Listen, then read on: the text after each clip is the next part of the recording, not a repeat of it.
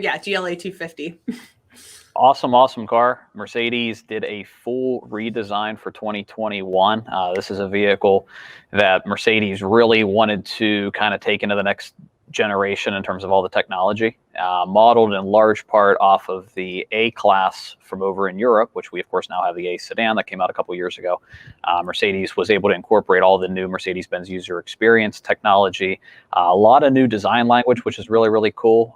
You'll definitely notice that really full body all around the car has been updated and changed. Benz did a lot of really cool changes with the new lights, the new wheel designs. Really rose the height in the back of the car a lot, which is awesome. That was definitely a big thing for them. So it's a lot roomier. And one of the really cool things that probably not a lot of people realize is even though it's bigger inside, the vehicle is actually an inch shorter. So it's giving you a ton of new features, a ton of space, a lot more room inside, and it still has the small footprint. So nice and fun to drive, easy to drive, great on gas. It's just a phenomenal vehicle.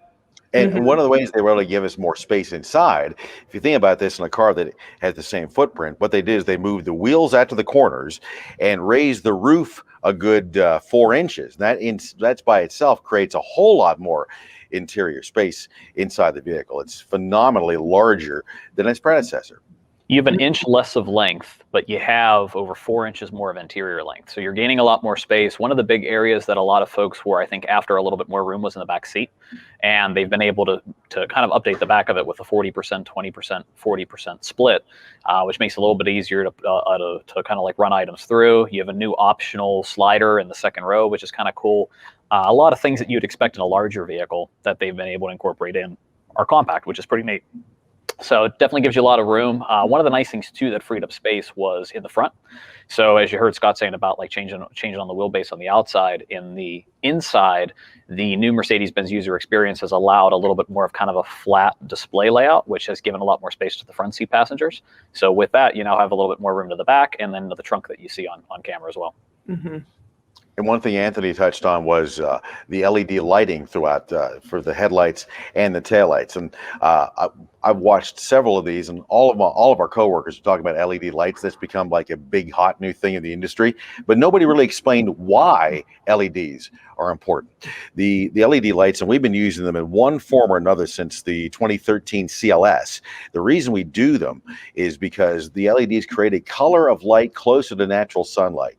And what that does is project further and allows you to see more of the road and even the corners, so you can see animals or pedestrians or whatever in a further greater distance while you're driving, which gives you more confidence, and you can actually drive the car a little bit faster than you normally would at nighttime. And even the LED tail lamps that people think these are cool, they're pretty. Well, they are all those things, but the LEDs actually project that red color out further. So for safety purposes, people can see you at a greater distance and give you more room. Oh, wow. There's always a practical aspect and a safety aspect with everything that Mercedes-Benz does. It's never just for glitz. One of the big things with the safety too, Benz was actually first on, and you're starting to see it in more and more cars now, is the idea too with just even something as little as like your turn signal. So your turn signal with a Mercedes, with every Mercedes, it's not just on the lamp, it's actually everywhere. So it's the tail light, it's the headlight, it's the lamp, everything's LED and everything engages. So drivers, whether they're on the side of you, they're in front of you, they're directly behind you, they can always see what you're doing on the road. So one of the biggest things with Mercedes from a safety standpoint, whether it be our smallest size vehicle or our largest size vehicle, is to focus on a lot of the safety prior to anything even happening. So some of the best safety stuff is the stuff you never really have to think about or never really have to use, and that's a big part of it. Starting with something as simple as lighting, going down to seat technology, and that's really a big thing you find too, is like from a safety standpoint, things like the collision assist. It started with the collision prevention assist, and you look at active braking, adaptive braking, some of these different systems standard throughout the Mercedes-Benz lineup, which is awesome. There's a lot of brands to this day. You need to add an extra package, you need to add some driver's assistance option, you need to get into something else to have a lot of safety equipment. With Mercedes, safety standard. And that's really, really an important thing with this brand, is looking at both from an engineering standpoint and then some of the safety functions that they give you. A lot of the technology is built around safety. And that goes back to 1938 too.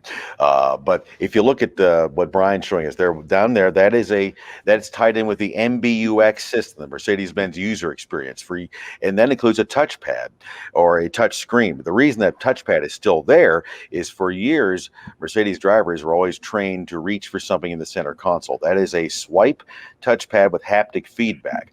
That's for the folks that would rather use that than touch the touch screen. If you go up a little bit, you'll see the touchpad or the touch screen on there up on the dashboard. It's all one big piece of glass with the premium package. So, you have your instruments in front of the driver. Of course, the Infotainment Center is over there. You can use the touchpad, or you can use the Hey Mercedes feature and use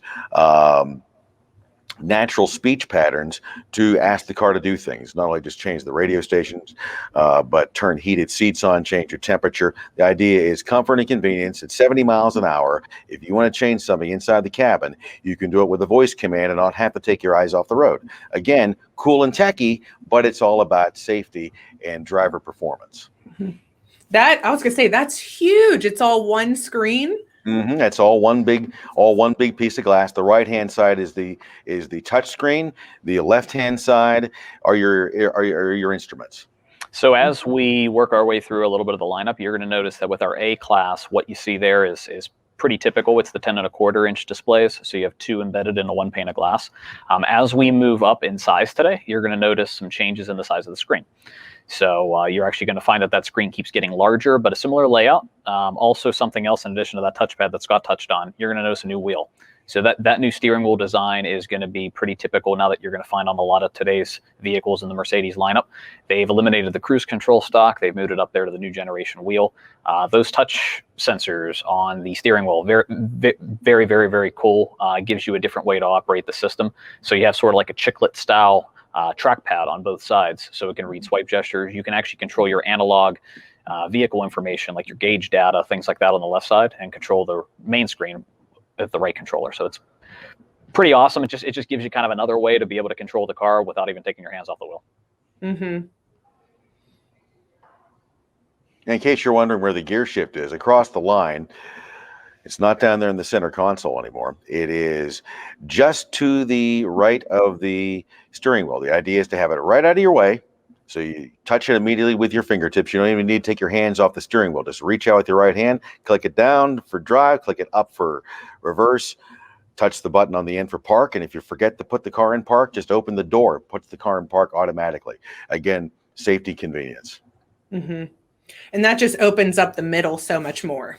Exactly. More room for cup holders and buttons and the things that are right there at your fingertips that would be taken up by a big clunky gear shift. It's very cool from an ergonomic standpoint, and things that you're finding that Mercedes has been doing for a lot of years now on their cars, having the seat controls up on the door panel, having the shifter, as Scott touched on, up there on the steering column. These are things that are starting to find their way into a lot of new cars now, and these are things that Mercedes has been doing for a lot of years. It's definitely something that you're going to find common with a lot of the things that we talk about today. Is Benz is big on the innovation. So you're going to find a lot of technology that hits Mercedes first, and other brands kind of get their hands on a Mercedes and say, oh, well, like, that's kind of cool. I think that we should copy that. It's definitely kind of a neat thing with Benz. You saying that, I was actually just thinking that after doing this all week. A lot of these things that we're talking about, I'm noticing a lot of other vehicles are starting to do them, but the first time you ever saw them were with Mercedes-Benz, even from the adjusting your seat on the side of the door, having the, opening up the middle console. Just, you're right.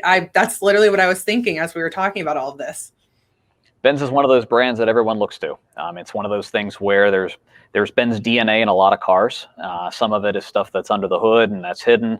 A lot of like that safety tech that we were talking about. But then there's a lot of it too that now you're starting to see some more noticeable, like, visual stuff that's also kind of gets borrowed and over time. And it's kind of the best form of flattery for the brand is when people are copying you. So